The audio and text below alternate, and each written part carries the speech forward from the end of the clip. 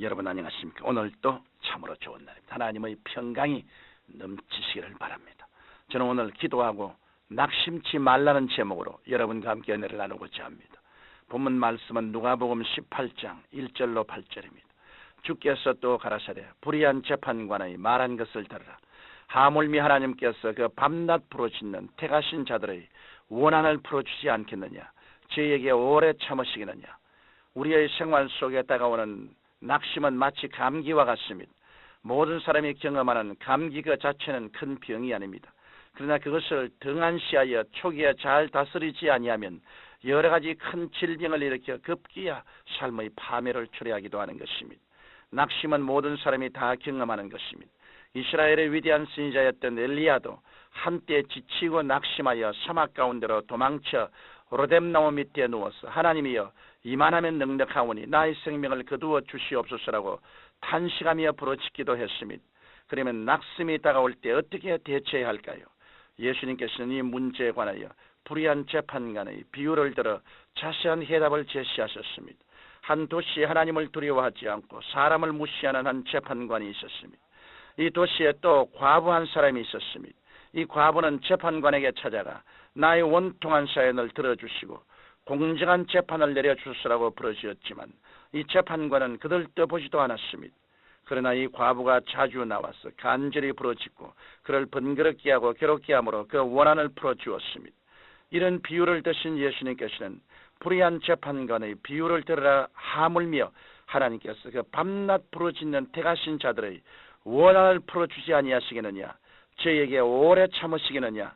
내가 너에게 이르노니 속히 그 원한을 풀어주시라. 그러나 인자가 올 때 세상에서 믿음을 보겠느냐고 말씀하셨습니다. 여기서 과부란 이지할 곳 없고 외롭고 고통스럽고 괴로운 사람을 상징적으로 표시합니다. 우리는 삶에 큰 손실을 당해 망연자실할 때가 종종 있습니다. 이럴 때 우리는 하나님께 나와서 하나님이여 나의 원통한 사연을 들어주시옵소서 라고 부르짖게 됩니다. 우리가 대인관계에서 갑자기 감당할 수 없는 억울한 일을 당하거나 일상생활에서 크고 작은 원망과 원통한 일을 당했을 때 우리들은 하나님 앞에 와서 통구하고 부르짖지 않을 수 없습니다.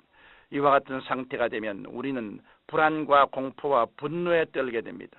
또한 삶에 다가오는 크고 작은 손실로 인해 우리의 생활 속에 위협을 느끼게 됩니다. 이렇게 되면 인간은 두 길 중에 한 가지를 선택하게 됩니다. 그것은 낙심하여 될 대로 되라고 포기해버리던 것, 그렇지 않으면 용기를 내서 다시 재기할 것인가 하는 것입니다. 그러나 이러한 고난에는 하나님의 숨은 뜻이 담겨 있습니다. 우리가 하나님께 나아갈 때 하나님께서는 낙심을 극복할 수 있는 영적인 위대한 힘을 주십니다. 사람이 보기에는 파산하고 안 되는 것 같지만 하나님의 권능이 임해 능력과 권세와 아이디어를 얻으면 그 파산 오히려 크나큰 축복이 되는 것입니다. 예수님께서는 하나님을 불의한 재판관으로 비유하여 말씀하셨습니다. 이 재판관이 하나님을 두려워하지 않았다고 말씀하신 것을 볼 때 그는 불공평하고 사람을 무시하는 사람임에 틀림없습니다. 그러면 왜 하필이면 공의로우시고 좋으신 하나님을 이 불의한 재판관에 비유하셨을까요? 거기에는 이유가 있습니다. 우리가 시험과 환난을 당할 때 마귀는 하나님을 불의한 재판관같이 보이도록 만들어서 우리를 낙심시키려 하기 때문인 것입니다. 그러나 한편으로 보면 이것은 하나님께서 고난을 통해 우리의 인내를 시험해 보시는 것입니다. 때로 우리는 도움받을 곳이 없는 과부가 이 불의한 재판관 앞에 선 것 같이 처절한 형편에 처할 때가 있습니다. 그러나 우리는 이것이 하나님께서 우리를 더 크고 더 아름다운 신앙인으로 성장시키기 위해 깨뜨리시고 믿음을 시험하시는 것임을 알고 절대로 뒤로 물러가지 말아야 할 것입니다. 저는 미주 선교여행 중 80세 된 자동차 부품 회사의 사장으로부터 이런 간증을 들었습니다. 이태리에서 이민 온 그는 55세에 직장을 잃고 말았습니다. 직장을 잃고 나니 자녀들을 데리고 살아갈 길이 너무나 막연했습니다. 그는 하나님께 열심히 부르짖어 기도했습니다. 그러다가 그는 우연히 하나님의 인도를 받아서 자동차 부품 재생업을 하려고 하는데 만나는 사람마다 당신은 기술이 없고 능력도 없고 늙어서 그 일을 하기에는 적합지 않다고 부정적인 말을 했습니다. 그는 낙심천만에 하나님께 기도했습니다. 그러는 가운데 그는 할 수 있으니 무슨 말이냐? 믿는 자에게 능침을 하시 없느니라. 그러니 너는 자동차 부품 재생 사업을 시작하라는 하나님의 권면의 말씀을 듣고 재생 사업을 시작했습니다. 이 사업은 크게 번창했습니다. 그러나 어느 추운 겨울날 공장이 완전히 불타버리고 말았습니다. 그는 다시 처절한 절망에 처했습니다.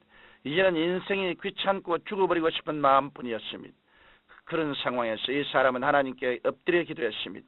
하나님이여, 저희 갈 길은 없습니다. 저를 도와주소서. 그때 하나님의 성령께서 그 마음에 역사하셨습니다. 이 사람아, 처음에도 빈손 들고 시작하지 않았는가?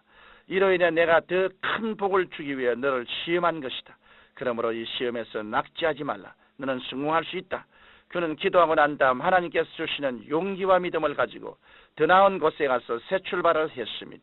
그리하여 지금은 하나님의 사업에 크게 기여하는 미국의 칭찬받는 기업가가 되었습니다. 우리가 기도할 때 하나님께서는 재기할 수 있는 용기와 희망을 우리에게 주십니다. 성경은 오직 나의 의인은 믿음으로 말미암아 살리라. 또한 뒤로 물러가면 내 마음이 저를 기뻐하지 아니하리라고 말씀하셨습니다. 그러므로 우리는 항상 기도하고 낙심치 말아야 합니다. 하나님께서는 우리들이 어느 정도까지 낙심하지 않고 믿는가를 시험해 보시고 그것을 믿음의 척도로 삼으십니다. 그 믿음의 척도가 확정이 되면 하나님은 내 믿은 대로 될지어다라고 말씀하십니다. 그렇기 때문에 주님께서는 낙심하지 말고 끝까지 기도하라고 말씀하신 것입니다. 낙심이 다가올 때 무엇보다도 우리는 하나님께서 좋으신 하나님이시라는 사실을 믿어야만 되는 것입니다. 만일 하나님이 좋으신 하나님이 아니시면 왜 독생자 예수를 보내 죽이겠습니까? 예수님께서 왜 우리를 위해 십자가에 못 박여 몸짓고 피를 흘리시기까지 하셨겠습니까? 그러므로 여러분은 실패하고 절망에 처한 모습을 마음속에 그리지 말고 하나님의 도우심으로 승리하고 있는 모습을 끊임없이 그려야 합니다. 그 다음에는 번거로울 만큼 자주 하나님께 나아가 기도하십시오. 주님 앞에 나아가 하루 종일 부르시어 외치십시오. 한동안 기도 응답이 없는 것 같으나 우리의 믿음의 깊이와 높이가 하나님께 다 알려지고 나면 그때 하나님께서는 응답의 역사를 시작하시는 것입니다. 사랑하는 청취자 여러분, 하나님께서는 우리가 믿음 없는 자가 되지 않고 끝까지 부르시어 기도하는 사람이 되기를 원하고 계십니다. 내가 세상에 올 때 믿는 자를 보겠느냐고 주께서 탄식하신 것은 사람들이 조금 믿냐하다가 낙심하고 뒤로 물러가기 때문에 주님께서 미리 아시고 탄식을 하신 것입니다. 이러므로 여러분과 저는 뒤로 물러가는 신자가 되지 말고 믿음과 꿈을 가지고 밀고 나가야 합니다. 우리의 싸움의 승패는 낙심치 않고 끈질기게 믿고 기도하는 데 있는 것입니다. 하나님께서는 운명을 당신께 맡기고 우직스럽게 믿고 기도하고 따라가는 자를 승리하게 하십니다. 따라서 여러분은 모든 운명을 하나님께 맡기고 낙심치 말고 우직스럽게 믿고 기도하셔서 축복과 기적이 넘치는 삶을 살게 되시기를 예수 이름으로 축원합니다. 거룩하신 아버지 하나님, 우리는 끝까지 마음속에 낙심하지 말고 피곤하지 말고 믿음을 계속해 나갈 수 있게 도와주옵소서. 예수님 이름으로 기도드립니다. 아멘.